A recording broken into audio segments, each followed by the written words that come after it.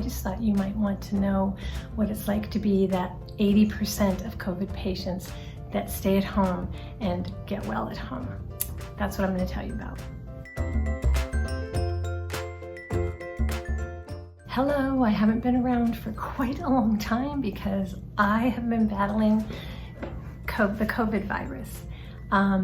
It's been over 3 weeks since I had my first symptoms, and I thought maybe some people might be curious about what it's like to be at home with COVID. And I know that it's a very scary thing because the images we see are all the people that are pretty much in critical condition.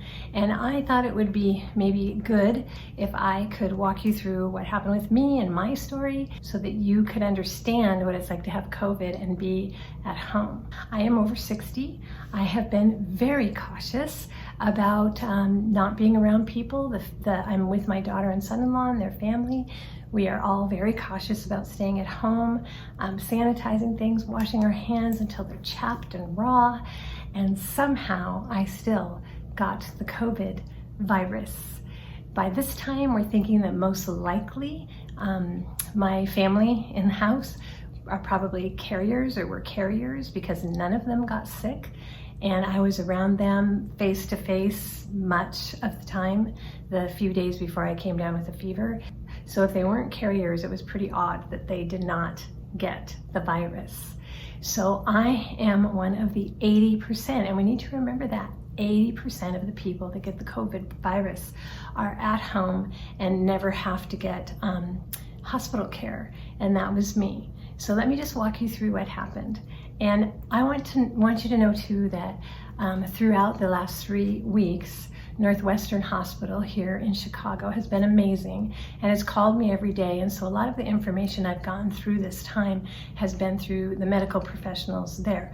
I'm not a doctor, so I'm not promoting anything here. You need to talk to your doctor if you think you have the symptoms.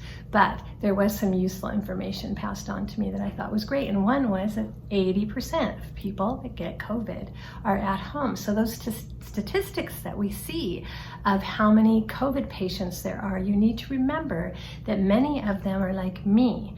I went in, I was not swabbed because no matter what you're hearing and maybe what maybe you're fortunate enough to live in an area where swabbing is plentiful.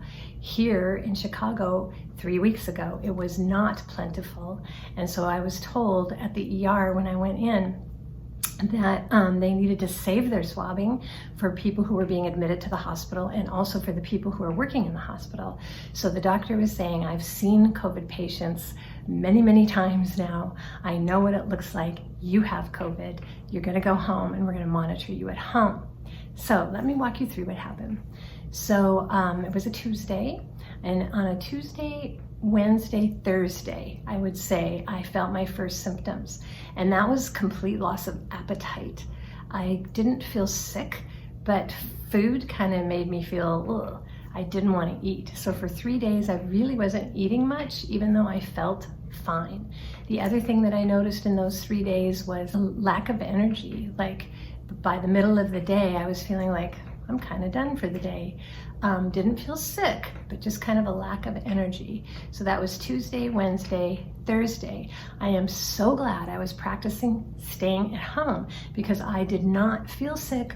I did not know I was sick. So if I had been out and about, I would have exposed who knows how many people to the COVID virus. So I'm really glad I was at home, and the only people that were exposed were the ones that were with me at home. Thursday night, I went to bed feeling like something wasn't quite right. I didn't know what, maybe a little cold, something like that. But Thursday night, I started having fever, and I woke up just full of sweat and had a fever. I did not have a thermometer, so I don't know what my temperature was, but definitely had a fever and couldn't sleep very well that night. And also that night, I kept waking up like kind of feeling like I had to take a breath or catch my breath that was waking me up in the night.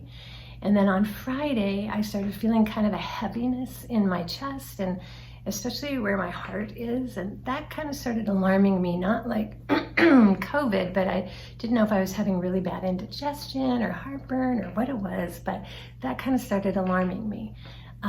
So by Friday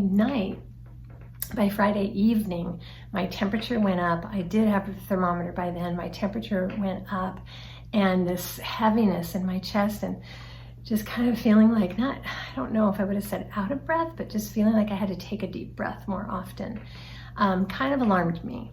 So we called the hospital. We found out where we should go. I went there to the COVID unit, a tent outside, and they did a very good job, Northwestern Hospital. They did a very, very good job. But I will say, because you're calling and saying you have COVID, you might have COVID symptoms, I had to wait outside with a fever, and these fevers are they're really harsh.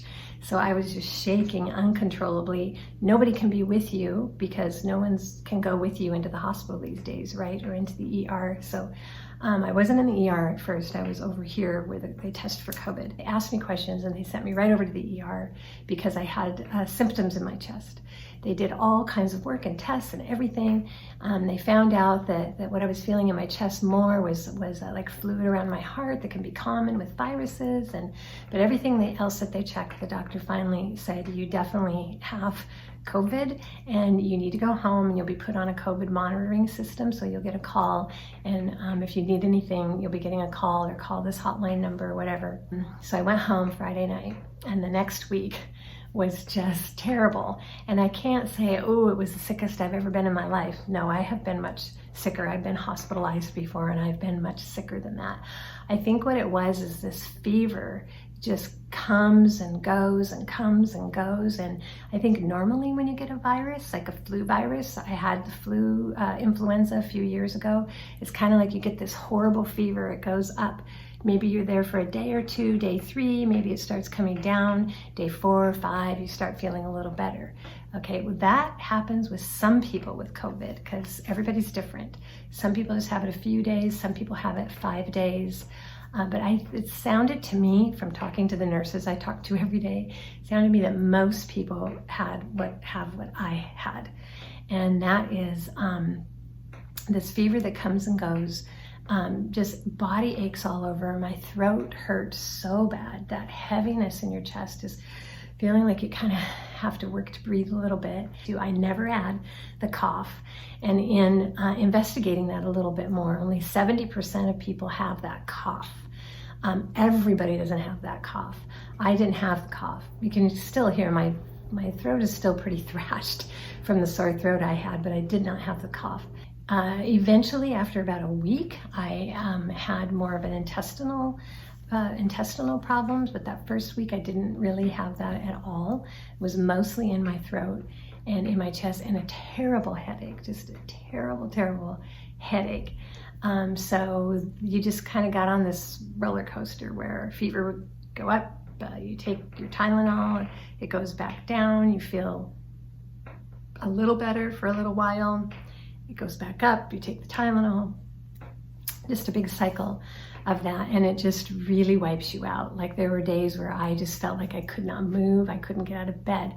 And the thing that makes it so much worse too is that nobody's there to help you because you are in isolation. I did not want the family members anywhere near me. We have someone vulnerable in our house to other illness, and I didn't want anyone near me. So I was completely alone. So there's nobody there to physically check on you to see if you're okay. People were calling for sure, but there's nobody there to try to get you to drink water or get out of bed. It was a battle to get out of bed for that first amount of time. And then after that, it just seemed like this wavy roller coaster. Like, your body starts feeling like it does when you're getting over something. So you feel like you're getting over it. I mean, sometimes I felt pretty okay. Like, okay, I'm really weak, but bam, you get that fever again. This went on for almost 3 weeks. That is a long time for your body to keep fighting fever. And it's like you could feel this war going on inside. That's something that my body did not recognize and didn't know how to attack was attacking different areas of my body. You could feel it go to different areas. Just when your body thinks, you know, it's winning, bam, you know, it attacks again, fever goes up. So just this relentless fever, loss of appetite, did not want to eat, did not want to drink, did not want to move even. Sweating, you know, having to change clothes all the time, ran out of things to change into very quickly. Just a really horrible time. But I will say, you know, there was a little bit of reprieve in between the horror. I think that's why when you see people on TV that are telling about, or on the internet or whatever, telling about their COVID experience, you're like, well, they don't look so bad. They're probably having one of those reprieves where you feel like you can talk. And then wham, it hits you. Again, some people it hits at night. For me, it was the afternoon, was when fever would hit me. The scary part about it is that the entire time you're thinking that you could become one of the 20% that is hospitalized. And that is really stressful because you're recognizing, if you hear those stories, it's like they were doing okay and then all of a sudden, bam, they couldn't breathe. So you're conscious of that all the time. And I'm making another video that gives some maybe helpful hints about if you're sick or if you're taking care of somebody that's sick. And I'm going to tell about what to do to kind of calm that down a little bit. So got through it with the help of family and some dear friends. I was fortunate enough to have, like I said, a hospital calling me every day, giving me suggestions, finding out how I was, filling out reports, because they're gathering information too. And that's another thing that I learned, is that the reason why you feel like you're hearing conflicting things all the time isn't because somebody's conspiring against you and making up a bunch of lies. It's because this is new. So the medical community does not know a lot about this virus yet. And I was told that over and over again by doctors and nurses that I talked to, that they don't know. They're gathering information from people like me so they can try to figure this out. And so they're figuring more and more out as they go along. And that's why things change, because as they figure it out, they're also trying to put out there how we can battle it, what we need to do about it. So anyway, I had to get to the point where I went 72 hours, 3 days with no fever and my symptoms gone before I could be around anybody. I'm on that last day right now, looking forward to seeing and being with my husband, who, because of a long story where we were separated in 2 different countries, then he came and did self-isolation because he'd been traveling, and then I was sick. We haven't seen each other for 2 long months. We've been married 44 years, and that's the longest by far we've ever been separated. So I'm very excited about being with him again, and just wanted to share with you that's what it was like, and that's what it's like in some stage, for maybe for fewer days, maybe for more days, for those who get well at home. That is my story, and thank God I got through it. I'm on the other side. I'm feeling pretty good now, building up my strength because of not wanting to eat for so long. There's weight loss involved and weakness, and so, but now I'm eating good. My appetite has finally come back after 3 weeks. I did not have the total loss of smell and total loss of taste. I would say that my smell and taste were altered. That my taste, I felt like there was something that made everything taste horrible. So eating was not pleasant. I had to really force myself to eat. Very difficult to be so sick for so long and have no human enter your sphere of life for 3 long weeks is pretty tough.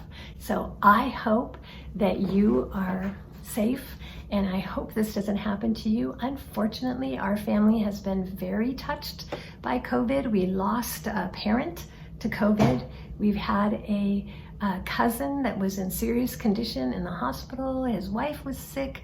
We have many very close friends and relatives working in the medical field, some of them working directly with COVID patients. So our family has felt it really heavy. If your family hasn't, thank God for that. Thank God for that. But just remember, this is very real. It is a war, and I'm so glad that you're staying home. I'm so glad that we stayed home, that I didn't infect other people when I didn't know I was sick. So check out that other video, and thanks for listening. And I hope this helped you a little bit to know that not everybody ends up in the ICU. Not everybody ends up with a ventilator, and I can vouch for that now. See you next time.